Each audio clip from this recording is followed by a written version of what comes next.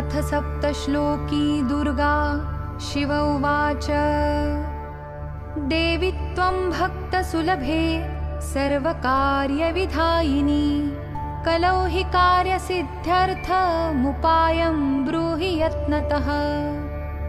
देव्युवाच शृणुदेव प्रवक्ष्यामि कलौ सर्वेष्टसाधनं मया तवैव स्नेहेनाप्यम्बा स्तुतिः प्रकाश्यते। ॐ अस्य श्री दुर्गा सप्तश्लोकी स्तोत्रमहामन्त्रस्य नारायण ऋषिः अनुष्टुभादीनि छन्दांसि श्री महाकाली महालक्ष्मी महासरस्वत्यो देवताः श्री दुर्गा प्रीत्यर्थं सप्तश्लोकी दुर्गा पाठे विनियोगः।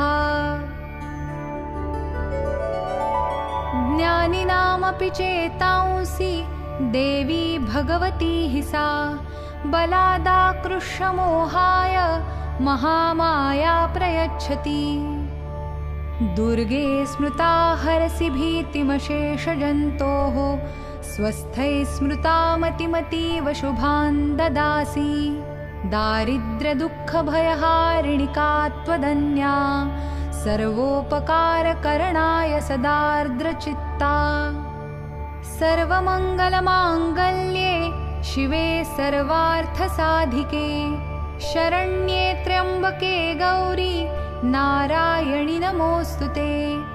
शरणागतदीनार्त परित्राणपरायणे सर्वस्यार्तिहरे देवी नारायणि नमोऽस्तुते। सर्वस्वरूपे सर्वेशे सर्वशक्तिसमन्विते भयेभ्यस्त्राहि नो देवी दुर्गे देवी नमोऽस्तुते। रोगानशेषानपहंसि तुष्टा रुष्टा तु कामान् सकलानभीष्टान् त्वामाश्रितानान्न विपन्नराणां त्वामाश्रिताह्याश्रयतां प्रयान्ति।